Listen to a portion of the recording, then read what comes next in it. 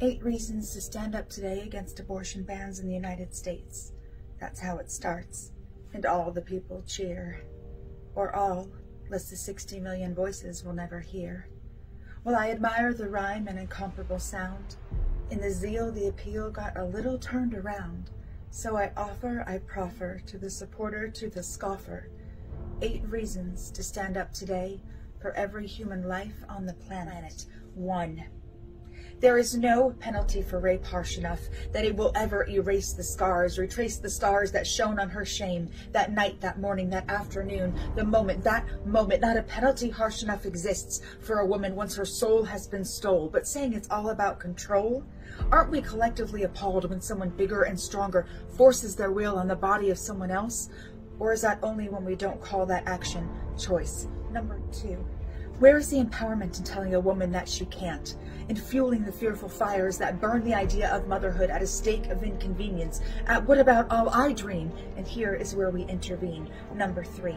Pregnancy is indeed a personal decision. No clergy, government, or activist group need apply. However, once that new life exists, that new life has individual value. Yes, the same worth that you have, that I do. And moving right on through to number 4.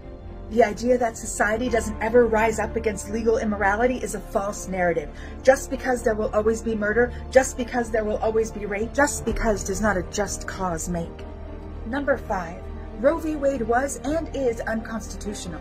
Based on a lie, it spits on the 14th Amendment, because personhood should never be determined by the size or location of a person. Number 6. What you are staring over is the precipice of the triumph of evil that has come upon us, for after far too long, good men and women have done not nothing, but not enough. Because until the most vulnerable among us are safe in the safest place, we will sound a call to action in this and every place. Number 7. The rallying cry is for freedom, is for hands off our bodies, and that's feminism. But what's more magnificently, beautifully feminist than protecting our own children from a society, a country, a world that marginalizes and minimizes, diminishes and disguises their importance and their light, their existence in this fight? And a nod to those 19th century women who paved our winding path with suffrage and with suffering, somehow so often conveniently aborted from the narrative, is this: the first feminists were pro-life. Numbers 8 through infinity are steps on a list. This battle won't be won not by tongue nor by fist. It's courage and heart, it's walking the walk, and parcel and part, it's the grace in your talk, reaching a hand to a mother in need, to her child, her children, it's sowing a seed, and let's not what if about how one was conceived.